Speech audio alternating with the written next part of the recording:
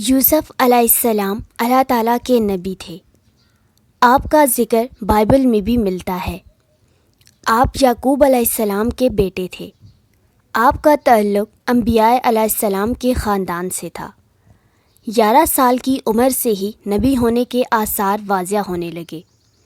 ایک دن آپ نے خواب میں دیکھا کہ 11 ستارے، سورج اور چاند آپ کو سجدہ کر رہے ہیں۔ آپ کے والد حضرت یعقوب علیہ السلام نے آپ کو اپنا خواب کسی اور کو سنانے سے منع کیا۔ قرآن کریم کی ایک سورت ان کے نام پہ بھی ہے۔ قرآن نے یوسف علیہ السلام کے قصے کو احسن القصاص کا نام دیا ہے۔ سورہ انعام اور سورہ غافر میں بھی ان کا ذکر آیا ہے۔ آپ نے 120 سال عمر پائی۔ یوسف بن یعقوب بن اسحاق بن ابراہیم علیہ السلام، اس طرح یوسف علیہ السلام حضرت ابراہیم علیہ السلام کے پڑپوتے ہیں۔ حضرت یوسف علیہ السلام کو یہ فخر بھی حاصل ہے کہ اپنے دادا حضرت ابراہیم علیہ السلام کی طرح ان کے نام کی بھی قرآن کی ایک سورہ یوسف نازل ہوئی۔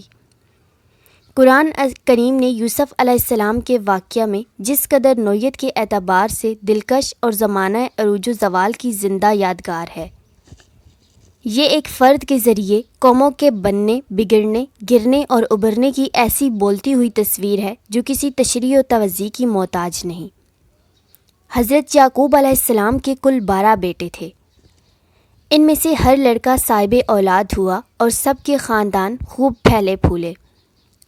چونکہ حضرت یعقوب علیہ السلام کا لقب اسرائیل تھا، اسی لیے یہ 12 خاندان بنی اسرائیل کہلائے۔